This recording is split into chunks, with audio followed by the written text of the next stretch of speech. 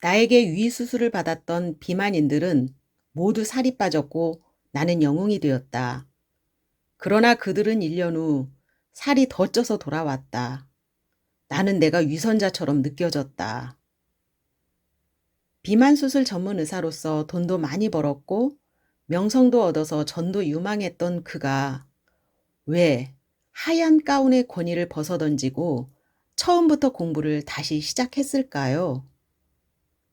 왜 그동안 배운 것을 모두 버리고 비과학적이라고 냉담했던 현자들과 선인들의 가르침을 결국은 따르게 되었을까요? 안녕하세요.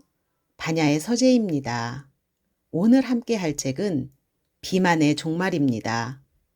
원제는 프로테이너헐릭, 부제는 어느 비만 수술 전문 의사의 고백, 저자는 가스 데이비스 박사님이시고요. 사이먼 북스 출판사입니다. 이 책의 저자인 가스 데이비스 박사는 비만 환자들에게 위절제 수술, 위밴드 수술을 해주고 젊은 나이에 성공한 비만 수술 전문 의사였습니다. 하지만 35살의 젊은 나이에 고혈압, 고콜레스테롤, 지방간, 과민성 대장 증후군이라는 진단을 받게 되지요. 그리고 자신에게 위수술을 받았던 사람들이 거의 대부분 체중이 원상으로 복귀되거나 또는 체중이 더 늘어나서 1, 2년 후에 또다시 자신을 찾아오는 상황을 경험을 하게 되는데요. 가스 데이비스 박사는 자신도 비만 환자이면서 다른 환자를 가르치고 고치려 든다는 것에 깊은 회의감을 느끼게 되면서 결심을 하게 됩니다. 더 이상 건강관리는 철저히 무시한 채 질병 치료에만 전념하지 않을 것이라고 말입니다. 그래서 수많은 서적과 논문을 샅샅이 살펴보고 연구를 하면서 새로운 진실에 눈을 뜨게 되는데요. 책에서는 이렇게 말하고 있습니다. 나는 수천 개의 독창적인 연구와 수백 개의 메타 분석 및 리뷰를 검토했다. 그 모든 연구의 결과는 결국 하나로 좁혀진다. 동물성 단백질의 섭취는 만성질환과 조기 사망의 가장 큰 원인이라는 사실이다. 반면에 과일과 채소, 현미와 같은 통곡물 등을 많이 섭취하면 비만과 질병이 획기적으로 좋아진다는 사실을 발견했다. 하지만 내 환자들은 탄수화물을 악의 축으로 몰아가면서 동물성 단백질과 포화지방은 눈 감아주는 실수를 범했다. 내가 채소와 과일을 더 많이 섭취하라고 말하면 뭐 그리 반대하지도 않는다. 그저 단백질 섭취에만 너무 신경을 써서 식물성 식품을 고려할 여유가 없는 것이다. 왜 환자들은 자신의 체중을 감량해주는 수박, 사과, 케일, 현미를 무시하는 것일까? 그들은 왜 달걀과 베이컨과 생선과 치킨이 자연식품이라고 필사적으로 고집하는 것일까? 이 세상에 정보는 차고 넘친다. 구글과 위키피디아가 존재하는 한 정보 부족을 걱정할 일은 없다. 그러나 식품업체와 육가공업체들의 막강한 자금 지원과 왜곡된 정보로 과학은 무시되고 조작되고 있는 것이 현실이다. 돈을 벌 목적이 아니라 인간을 치유하고자 하는 많은 양심 의사들과 자연치유 전문가들은 한결같이 말한다. 무슨 특별한 성분에 현혹되지 말고 자연식품을 먹으라고 주장한다. 상업 자본주의 세상은 가짜 논문이 횡행하는 시장판이므로 당신은 아주 주의를 집중해서 판단해야 한다. 유명한 사상가이자 월가의 현자로 묘사되는 나심 탈레브는 그의 명저 스킨 인 더 게임에서 이렇게 말했다. 가짜 논문을 없앨 수 있는 가장 좋은 방법은 연구자 스스로 일해서 돈을 벌고 그 돈으로 자신의 연구에 비용을 대는 것입니다. 누가 그 연구에 연구비를 대는가를 확인해 보면 그 연구의 진실성을 판단할 수 있다는 말이다. 계란의 뛰어난 영양을 증명하는 연구에는 양계업계가, 우유의 탁월한 효능을 증명하는 연구에는 목축업계가, 육류와 단백질의 우수성을 증명하는 연구에는 육류업계와 식품업계가 돈을 대고 있다는 말이다. 과학자들이 양심을 버린 것은 이미 오래전 일이다. 네, 저자는 이런 상업 자본주의에 물든 각종 미디어를 심지어는 허가받은 보이스피싱이라고까지 표현을 합니다.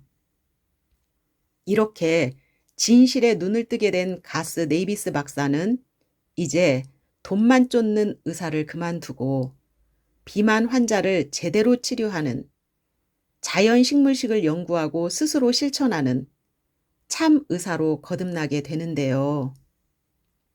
예전에 뚱뚱했던 몸에서 날씬한 몸으로 바뀌었고 질병들도 사라졌습니다. 그리고 마라톤과 철인 3종 경기에 참여하는 등 완전히 새 사람이 된 것이지요. 저는 이 책에서 특히 중요하게 강조하고 있는 점 2가지를 얘기 드리고 싶은데요. 첫째는 비만의 원인이 탄수화물이 아니라는 것입니다. 장수마을 사람들이 무엇을 먹는지를 연구한 결과들을 살펴보면 그들은 과일, 채소, 통곡물과 같은 탄수화물을 먹는다는 것입니다. 여기에서 말하는 탄수화물은 빵, 과자, 국수와 같은 정제 탄수화물이 아닙니다. 빵이나 과자 이런 정제 탄수화물은 진짜 탄수화물을 가공해서 화학약품으로 버무린 공장 음식일 뿐이지요. 즉, 가짜 탄수화물이라는 것입니다. 과일, 채소, 현미 같은 통곡물이 진짜 탄수화물인데요. 이 진짜 탄수화물에는 섬유질이 아주 많이 들어있지요. 섬유질은 천연 혈압 강화제 역할을 하기 때문에 이런 진짜 탄수화물을 먹게 되면 건강하게 오래 살 수 있다는 것입니다.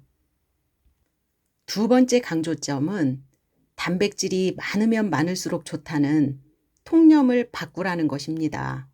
이것은 식품업계와 육류업계가 우리에게 심어준 편견과 통념이니까 이러한 고정관념에서 벗어나라는 것이지요. 과일과 채소로 구성된 식물성 위주의 식단만으로도 우리에게 필요한 단백질 양을 쉽게 충족할 수 있다는 것입니다. 오히려 단백질이 과잉되면 골다공증이 될 수도 있으니 주의해야 된다고 경고하고 있습니다. 네, 이제 마지막 7장에서는 무엇을 어떻게 먹어야 하는지, 가스 네이비스 박사 자신은 어떻게 먹고 있는지를 잘 설명해 주고 있는데요. 책의 내용을 살펴보겠습니다. 동물성 단백질을 절대 먹지 말라는 말이 아니다. 물론 동물성 단백질은 적게 먹을수록 건강하다. 만일 고기를 먹고 싶다면 조미료처럼 먹으시라. 과일과 채소와 통곡물이 주식이 되어야 한다. 블루존의 100세 이상 장수 노인들은 한결같이 말한다. 고기는 1년에 몇 번 잔치 때나 먹는 음식 아닌가요? 나는 육식주의자였을 때보다 훨씬 더 다양한 음식을 먹는다. 사람들은 내가 지루하고 싱거운 음식을 먹느라 고생하고 있다고 생각한다. 주변 사람들이 먹는 음식을 부러워할 것이라 생각한다. 내가 엄청난 의지의 소유자라고 생각한다.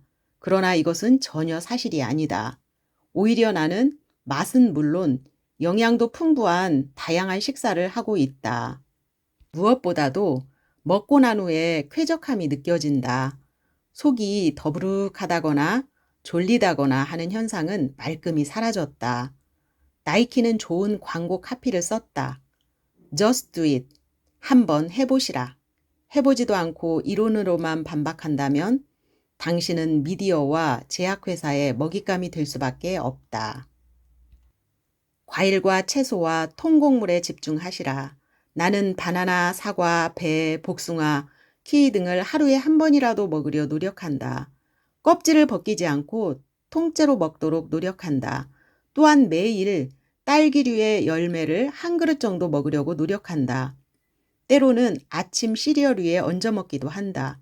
그 정도는 괜찮다. 열매를 많이 먹기 위해서 시리얼 몇 개를 추가하는 것은 신도 귀엽게 용서하리라 생각하기 때문이다. 종류는 상관없다. 먹을 수 있는 열매는 다 좋다. 또한 나는 매일 샐러드에 약간의 생채소를 넣어서 먹으려고 노력한다. 나는 시금치나 케일 같은 진한 색의 채소들을 좋아한다. 채소의 색이 진하다는 것은 강렬한 태양 에너지를 받은 음식이라는 증거다. 인간도 햇빛을 받으면 멜라닌 세포가 활성화되어 피부가 까맣게 그을리는 것처럼 채소나 과일도 태양을 오래 받을수록 색이 짙어진다는 사실을 알게 되었다. 가능하면 비닐하우스나 실내에서 기른 것 말고 노지에서 기른 것이 더욱 좋다. 바람과 비와 같은 거친 자연 현상을 겪고 살아남은 식물이 더 건강하다는 사실은 우리 인간과 다르지 않다. 또한 나는 십자화가 채소를 좋아한다. 배추나 양배추나 브로콜리 등이 십자화가에 속한다. 보통은 샐러드에 넣는다. 샐러드를 만들 때마다 나 자신이 샐러드바의 요리사라도 된 듯한 느낌이 든다. 항암 물질 성분이 있는 콜리플라워는 브로콜리와 피망과 같은 그릇에 넣으면 좋은 색 대조를 이루어서 아름답기까지 하다. 여기다가 마그네슘이 풍부한 호박씨와 향이 좋은 발사믹 식초를 얹으면 환상적인 한 끼가 된다. 또한 나는 찐 채소도 좋아한다. 찐 채소는 조리가 간단하고 쉬우며 풍미도 좋다. 나는 종종 통곡물 파스타에 데친 시금치를 약간 넣는다. 그릴에 채소를 구우면 좋은 훈제 맛이 난다. 그리고 엄밀히 말하면 채소가 아니라 곰팡이균이긴 하지만 버섯도 잊지 않는다. 버섯은 비타민 B와 미네랄의 훌륭한 공급원이다. 양송이 버섯에는 비타민 D도 들어있다. 고기와 비슷한 식감을 가진 양송이 버섯으로 버거를 만들어 먹기도 한다. 구운 채소나 생채소를 위에 얹고 통곡물 빵에 곁들여내면 된다. 냉동 과일과 냉동 채소를 사용하는 것을 두려워하지 않아도 된다. 종종 신선한 것보다 더 영양이 풍부하기 때문이다. 농작물은 수확되는 순간부터 비타민을 잃기 시작한다. 대부분의 농작물은 수천 킬로미터 이동한 후 판매점에 도착하는데 그동안 많은 영양분이 손실된다.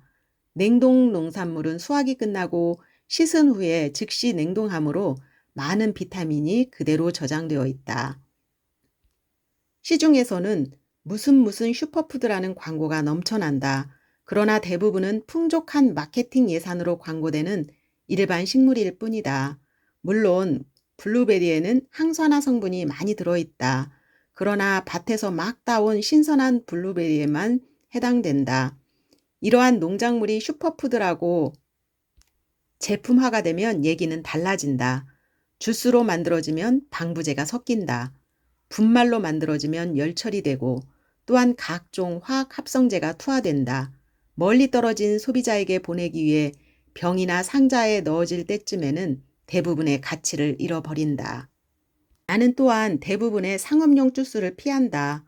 과일과 채소는 완전식품으로 밝혀졌다. 과일의 당분은 섬유질과의 결합 때문에 서서히 방출되도록 설계되어 있다. 그러나 과일을 주스로 만들어 병에 넣은 것들은 섬유질이 제거되므로 이 완벽함이 사라진다.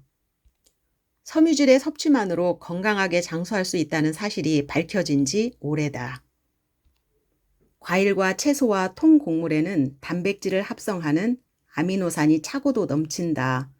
단백질을 가장 많이 필요로 하는 사람들은 지구력 운동선수들이다. 이제 나도 그들 중 한 명이다. 나는 끊임없이 철인 3종 경기와 마라톤을 위해 훈련하고 있고 100% 식물성 식단을 섭취하면서 기량을 향상시켰다. 나는 콩 종류에 크게 의존한다. 콩은 단백질도 풍부하지만 섬유질과 비타민 그리고 마그네슘이나 철분 같은 미네랄이 풍부하기 때문이다. 당연히 맛도 좋다. 네, 저도 고기나 생선 같은 동물성 단백질을 거의 먹지 않기 때문에 식물성 단백질이 풍부한 콩을 즐겨서 먹는데요. 가스 네이비스 박사님도 콩을 아주 많이 드신다고 하시네요. 황제 다이어트 추종자들은 콩에는 렉틴이라는 독성 물질이 들어있기 때문에 콩을 먹어서는 안 된다고 주장한다. 그러나 이것은 진실의 핵심을 벗어난 크나큰 착각이다. 렉틴은 방어 시스템의 일부로서 식물 안에서 자랄 기회를 얻기 전에 동물들이 콩을 먹지 못하게 막아준다. 그러나 콩을 물에 담가두거나 열로 가열해서 요리하면 렉틴은 쉽게 비활성화된다. 콩이 그렇게 위험하다면 왜 많은 연구들이 콩이 건강한 식단의 필수적인 요소라는 사실을 증명해냈을까? 콩은 세계의 장수촌인 블루존에서 100세 노인들이 가장 즐겨 먹는 음식이었고 그들은 한결같이 장수의 요인으로 콩을 꼽았다. 실제로 콩이 부족한 식단은 대사 질환을 증가시키고 수명을 단축시킬 수 있다는 연구 결과도 있다. 네, 새로운 진실에 눈을 뜨게 되고 참 의사로 거듭나게 된 가스 네이비스 박사가 실제 생활 속에서 실천하고 있는 내용들을 담고 있어서 더 마음에 와 닿았는데요.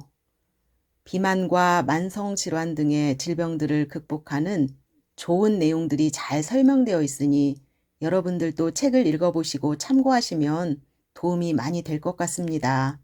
지금까지 반야의 서재였습니다. 행복한 시간 되십시오.